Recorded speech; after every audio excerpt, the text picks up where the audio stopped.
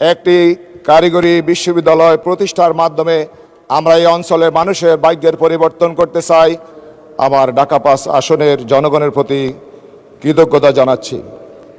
আমি বিশেষ করে স্মরণ করছি আজকে আন্দোলন সংগ্রামের স্টালিনগ্রাদ যাত্রাবাড়িতে গত ২৪-এর গণ অভ্যুত্থানে গণ বিপ্লবে যারা শহীদ হয়েছেন সেই শহীদদের প্রতি আত্মার মাগফিরাত কামনা করছি এবং আরও আত্মার মাগফিরাত কামনা করছি আমাদের শীর্ষ নেতৃবৃন্দ যারা জুডিশিয়াল কিলিংয়ের শিকার হয়েছেন।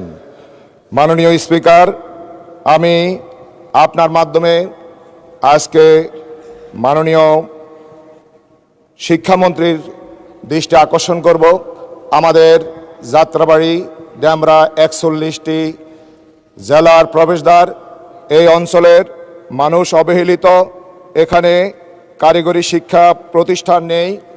একটি কারিগরি বিশ্ববিদ্যালয় প্রতিষ্ঠার মাধ্যমে আমরা এই অঞ্চলের মানুষের ভাগ্যের পরিবর্তন করতে চাই। মাননীয় স্পিকার, আপনাকে ধন্যবাদ। আসসালামু আলাইকুম।